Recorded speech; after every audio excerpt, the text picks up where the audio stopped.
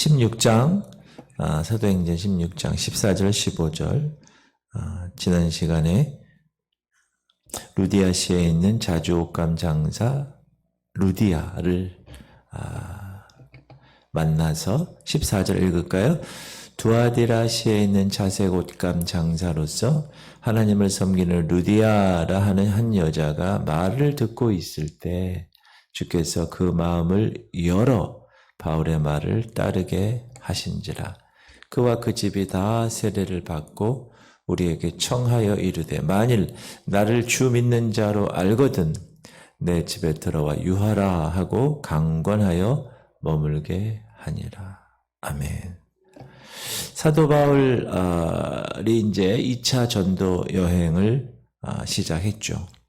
그래서 사도 바울은 비두니아 지방, 소아시아 북쪽 그 지방으로 가려고 전도 계획을 짜서 이제 준비하고 있었는데 환상 가운데 마게도냐, 지금의 그리스 지역의 마게도냐 사람이 우리를 도우라는 환상을 봤죠. 그래서 계획을 바꿔서 마게도냐로 갑니다.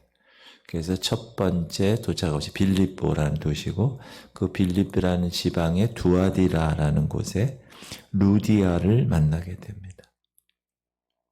그런데 오늘 본문을 보니까 주께서 그 루디아의 마음을 열어서 바울의 말을 따르게 했다. 각 사람에게는 여러분 마음의 문이 있습니다. 그래서 지금도 그 영적인 마음의 문을 두드리고 계십니다. 누가? 예수님이. 볼지어다 내가 문 밖에 서서 두드리노니 누구든지 내 음성을 듣고 문을 열면 내가 그에게로 들어가 그와 더불어 먹고 그는 나와 더불어 먹으리라. 여기서 문이라고 하는 것은 영적인 마음입니다. 그것을 통해서 영적인 모든 것들을 감당할 수 있는데 예수님은 이 문을 여시는 분이십니다. 오늘 본문에서도 주님은 루디아의 마음을 여심으로 바울이 전하는 하나님의 말씀을 듣게 하시고 그의 마음에 영접하게 하시고 구원에 이르게 하셨다.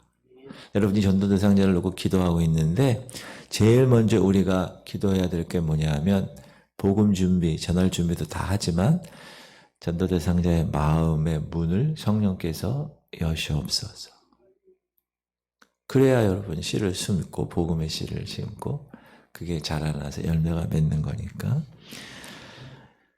그런데 이 인간의 마음이 죄를 범한 후에는 하나님 앞에서 닫혀진 마음이 된 것입니다.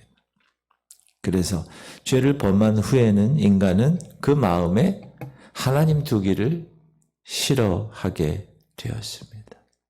닫혀진 거예요. 여러분, 부부간에도 마음이 닫혀지면 어떻게 돼요? 불행한 거죠. 인간관계에서도 어떤 A라는 사람과 B라는 사람 이렇게 관계를 맺을 때 난 저 B라는 사람하고는 마음이 닫혔어. 불행한 거죠. 죄를 범한 인간은 그 마음에 하나님 두기를 싫어하게 되었다. 왜? 그 마음이 닫혀졌기 때문에. 그래서 로마서에 보면 또한 그들이 마음에 하나님 두기를 싫어하며 하나님께서 그들을 그 상실한 마음대로 내버려 두사 합당하지 못한 일을 하게 하셨으니. 사랑하는 성도님들, 죄는 우리 마음과 하나님과의 거리를 멀게 합니다. 하나님은 거룩하신 분이시고 하나님은 불의를 용납하지 않으시는 분이시기 때문에 죄인을 가까이 하실 수 없습니다. 또한 죄인들 또한 어둠을 가지고 빛 대신 하나님 앞에 설 수 없습니다. 그래서 죄인된 인간의 하나님 두기를 싫어하는 그 마음은 타락한 인간의 본능적인 마음이다. 하나님의 형상이 떠난 인간 본래의 마음이다. 그 마음은 뭐라고 그래요? 짐승이나 다를 바 없다. 그렇게 얘기하고 있습니다. 성경은 타락한 인간의 마음은 본래 악하다고 말하고 있습니다. 여호와께서 사람의 죄악이 세상에 가득함과 그 마음으로 생각하는 모든 계획이 항상 악할 뿐임을 보시고 땅 위에 사람 지으셨음을 한탄하사 마음에 근심하시고. 그래서 어떻게 하셨죠? 물로 홍수로 세상을 멸하셨죠. 사람은 태어날 때부터 그 마음으로 생각하는 모든 것들이 다 악하다. 타락한 인간의 마음은 또 만물보다 더 거짓되자. 그렇게 얘기해요. 만물보다 더 거짓된 마음이 우리 사람의 마음이다. 예레미야에 보면 시작. 만물보다 거짓되고 심히 부패한 것은 마음이라. 누가 능히 이를 알리오마는. 세상 사람들은 여러분 뭐라 그러냐면 자기 마음을 믿으라 그러고 자기 양심을 믿으라 그러고 그렇지 못한 사람들을 비판하고 나무라잖아요.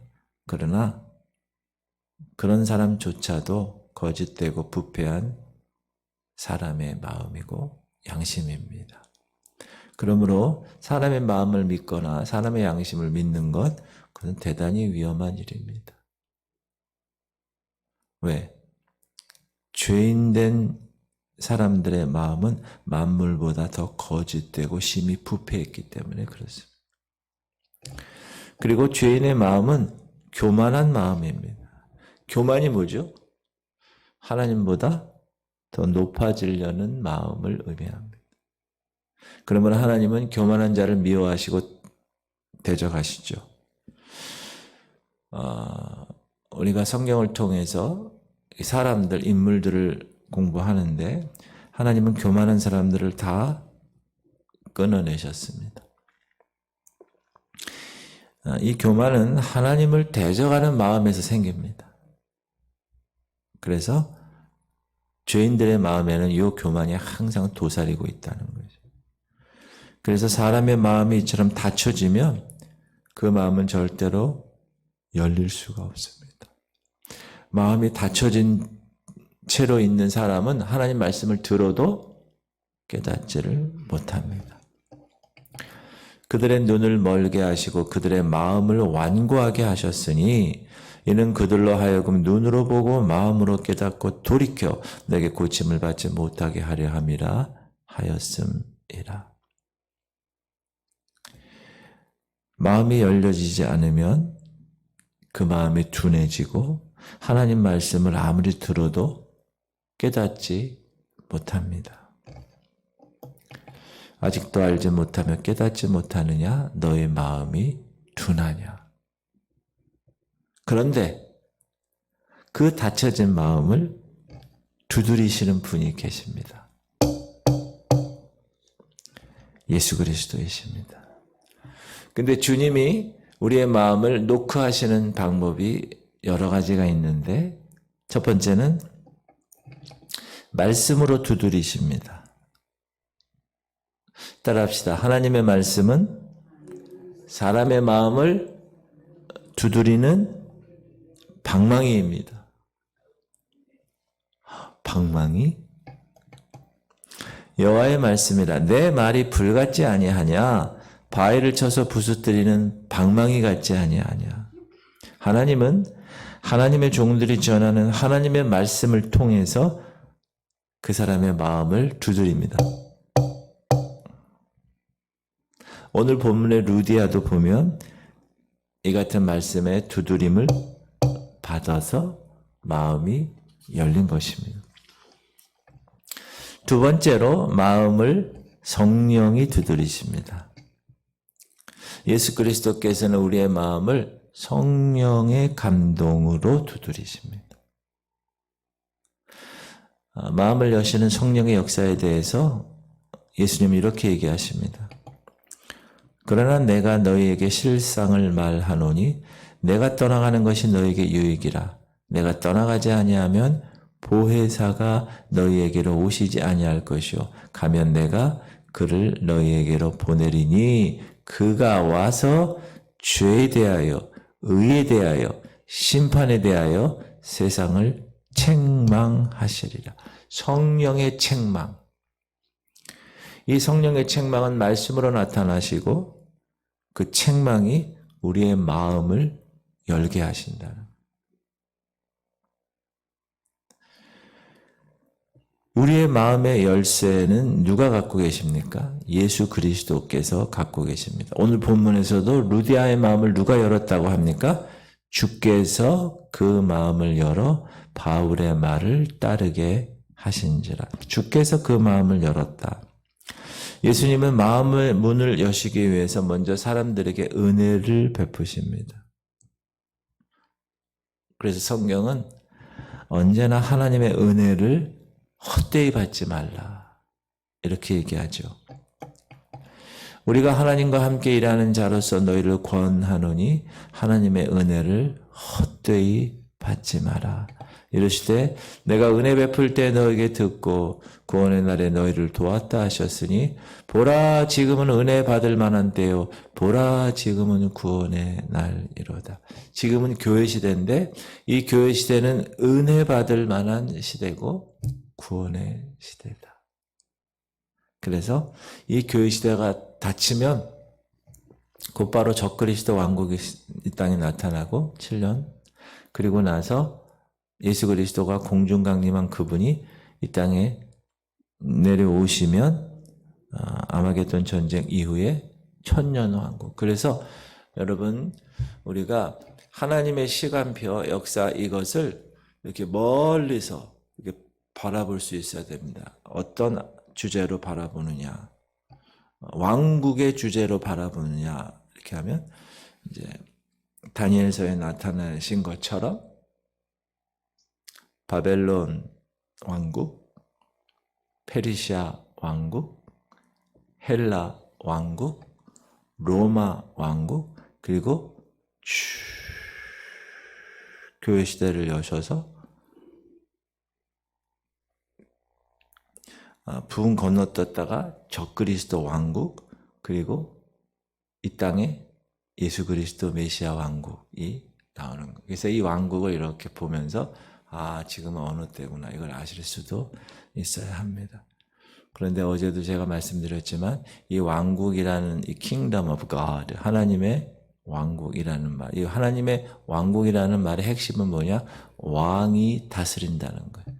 왕이 통치한다는 거예요.